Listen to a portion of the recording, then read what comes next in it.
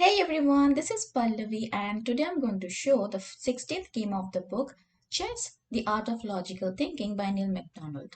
This game was played between Garry Kasparov and Tigran Petrosian in Bugojno in 1982. The opening played was Bogo-Indian defense. This opening was named after a German grandmaster, Efim Bogoljubov. From this game, we are going to learn some principles that highlights the essence of chess strategy and gameplay. So without further ado, let's start. What started with d4, controlling the center and occupying the c5 and e5 square. That's controlling the c5 and e5 square, making way for the c1 bishop as well. Knight f6. Black develops without leaving any immediate structural target for his opponent. c4. Since black refrained from playing d5, white seizes the opportunity to bolster their central pawn formation by advancing their pawns. e6. This readies the king's bishop for development and challenges white's space advantage. Knight f3. Developing towards the center.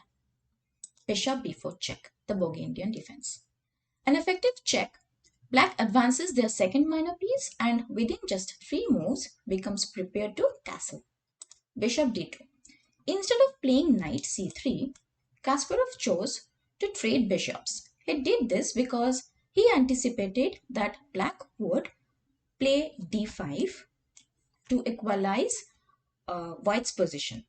When black makes this move, their position will have some weaknesses on the dark squares, plus after the bishop exchange, black will be left with their less useful light squared bishop, which will be blocked by pawns on e6 and d5. So white played bishop to d2. Now black played queen e7. Petrosian doesn't want to waste time moving his bishop back, but he's not rushing to trade it on d2 either. If he plays bishop takes d2 check and then queen takes d2, d5, white would have more control in the center with moves like knight c3, then e3, giving white an advantage. On the other hand, if white tries to take immediate action in the center with knight c3 after queen e7, then black can force another exchange of pieces with bishop takes c3, bishop takes c3, knight e4. Generally, every exchange of pieces benefits black because black has less spaces to work with on the board compared to white. So after queen e7, now white played g3, planning to fianchetto the f1 bishop onto g2. Bishop takes d2 check. Having prevented white from quickly taking control of the center, Petrosian now opts to trade bishops. Queen takes d2. Initially taking back the pawn with knight b d2 seems like a quicker way to develop.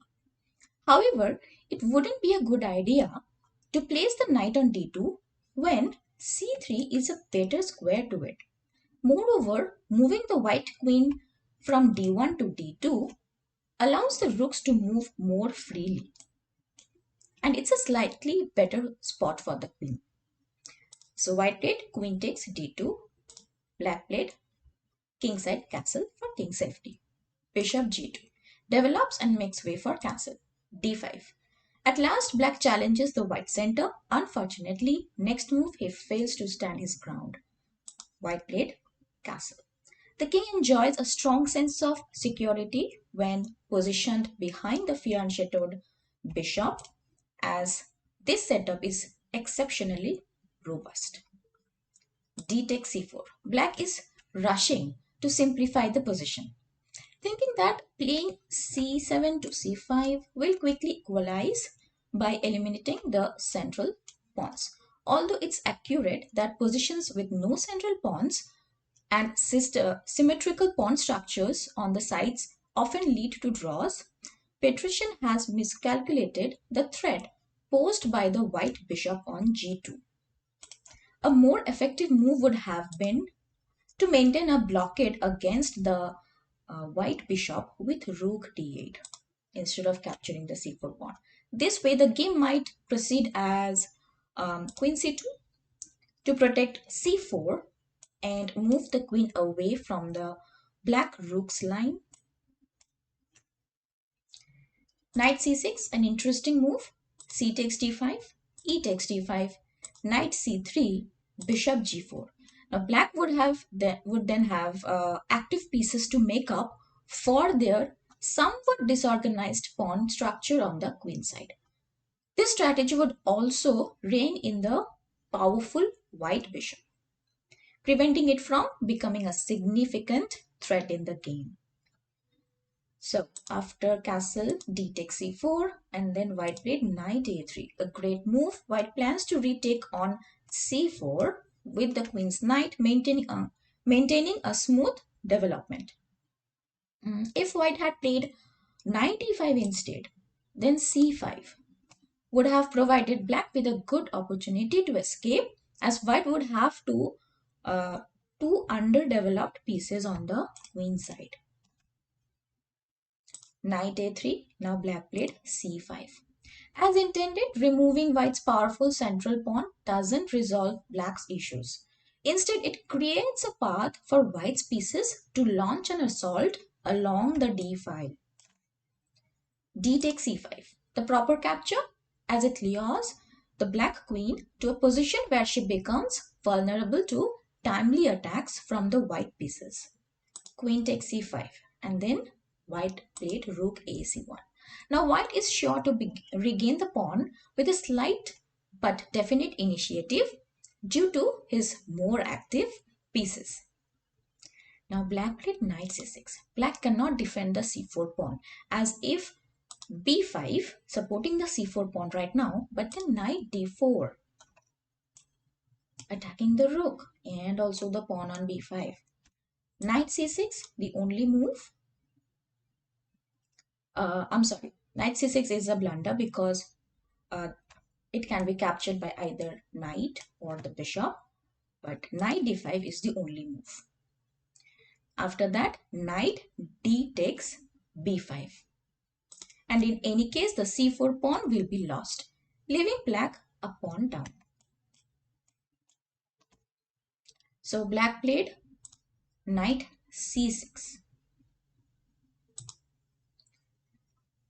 Then white played knight takes c4. If there's a key to Kasparov's success, it's his consistent ability to activate his rooks before his opponent does.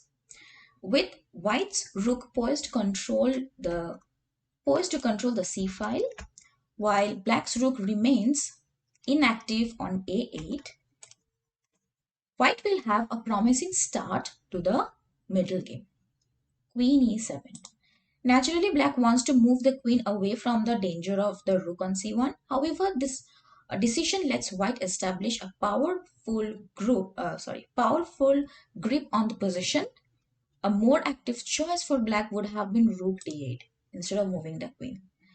Attacking the queen on d2, queen c2, black could have further developed on the queen side with bishop d7. White could have continued probing with queen b3, but this would have been much less potent compared to the pressure applied in the actual game. So after queen e7, now white played knight f e5. The bishop on g2 is now free to move.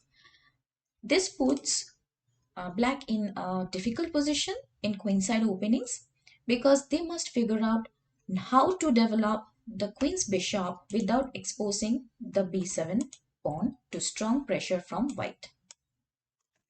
Knight takes e5.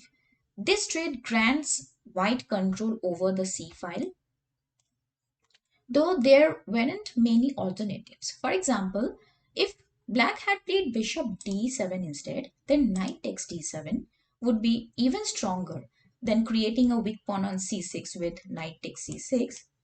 So after queen takes d7, then queen takes d7, knight takes d7 and knight d6 would leave black in a dire situation with no way to avert disaster along the long diagonal on either b7 or c6.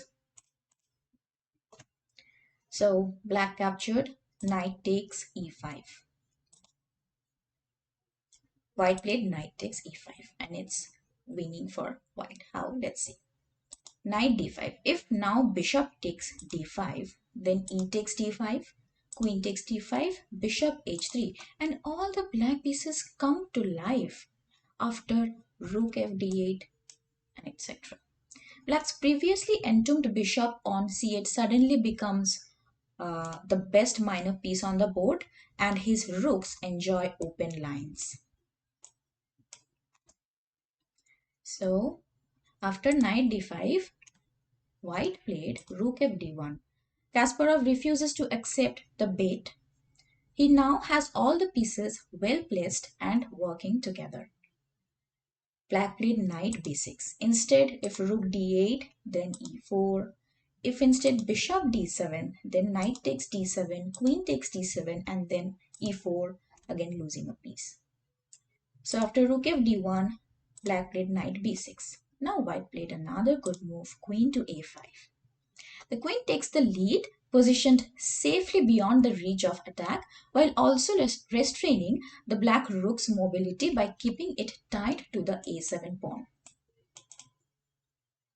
Additionally, the queen discourages black from chasing the white knight from e5 with a move like f6, because after knight c4, knight takes c4, rook takes c4, there is no effective way for black to stop a 7th rank invasion via rook c7, thanks to the queen's control over the c7 square. So after queen a5, black played g6. Having lost the battle to play bishop to d7, black makes a hole for his king, which avoids any backrank checkmating tricks. Rook d3. A good move by white. Black is prevented from playing rook d8 because of queen c5. Queen takes c5, then rook takes d8 check, queen f8, rook takes f8 check, king takes f8, rook c7. His pawn structure on the second rank will be massacred by the white rook. So after rook d3, now black played knight d5. Back again, perhaps this time white will be tempted by bishop takes d5. Then he takes d5. Queen takes d5, then bishop f5 brings black's game to life.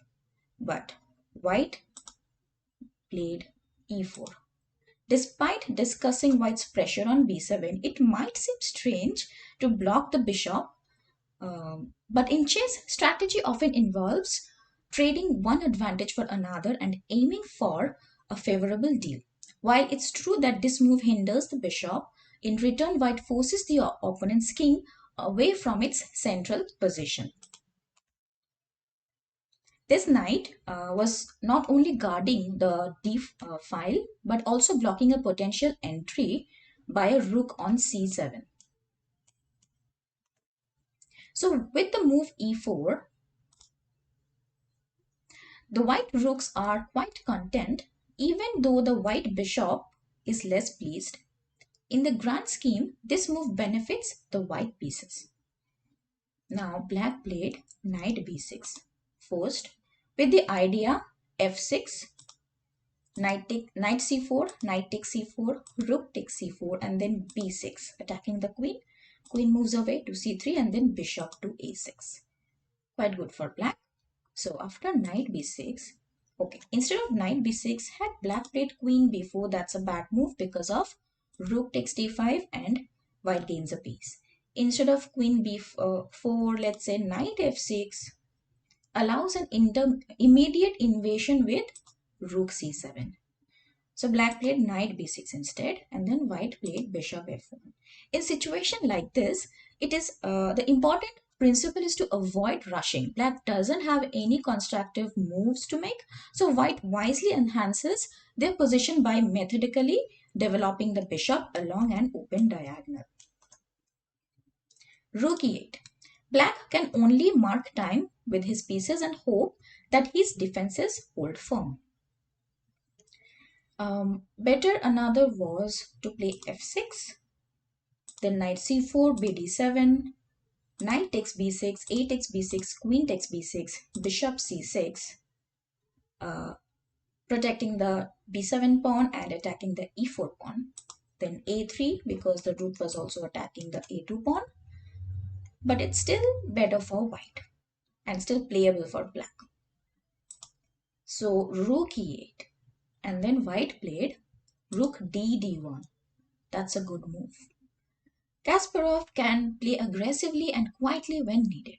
In this move, he moves the rook to make space for the bishop and keeps it safer on d1 rather than on d3. Rook f8. Black continues with his waiting policy. If instead f6, then knight c4, bishop d7, knight takes b6, a takes b6, queen takes b6, bishop c6, and then bishop b5. A good move. Bishop takes bishop, queen takes bishop, and it's winning for white. So after rook d1, rook f8, now white played a3, another good move. Sometimes when you can't see a way to make progress with your well-placed pieces, consider making a small pawn move. Pawns can be powerful in attacks or make subtle game-changing moves. In this case, Petrosian, a strong defender, has avoided creating weaknesses in his position. As a result, there are no obvious targets for white's pieces.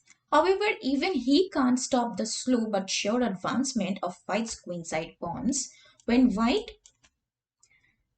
gets a pawn to a5, where it will push black's knight and weaken black's defenses. Now, after a3, black played king g7. Black is entirely helpless. Rather than move his rook to e8 and e8 and f8, again he decides to move his king forwards and backwards. White played b3. To underscore how dire black's situation is, the pawns advance at the most gradual pace imaginable. In g8, black really is reduced to moving his king or the rook on f8. Because let's say if the black rook on e8 cannot move because of queen takes f7, a7.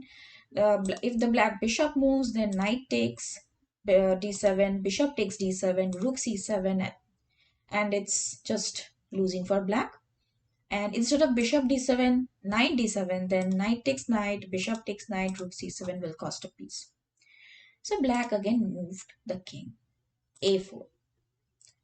Now black played rook d8. Black is induced by the looming threat to try an active move, but it is immediately punished by queen c5, another good move. Even if you have a strategically excellent position, you should still be on the lookout for strong tactical opportunities, as they will save you a lot of effort. Because here right now, if after queen c5, if black captures queen takes a5, rook takes d8 check, queen f8, rook takes queen, king takes rook, rook c7 is horrendous for black. Not only he is menaced with a5, winning the knight, but his king side pawn structure is going to collapse after rook takes f7 check. It was an unbearable situation for a human to endure, prompting Petrosian to concede the game. So after queen c5, black resigned. So, some key principles learned from this game. Develop your pieces. Early piece development is crucial for mobility and influence on the board. Center control. Controlling the center is fundamental for a strong position. Piece coordination. Effective piece coordination enhances attacking potential. Pawn structure matters. Maintaining a solid pawn structure is critical for a strong position. Patience and planning. Patient, planned execution is important in the game. Piece activity over material. Piece activity can be more valuable than material in some situations. Pawn breaks. Using pawn advances strategically is essential in chess. Flexibility. Adapting to the evolving position is vital. Bishop development. Developing bishops early maximizes their influence. Thank you for watching. I hope you learned something from this game as well. Please like, comment, and share, and subscribe to my channel to show some support. Thank you. See you in the next video.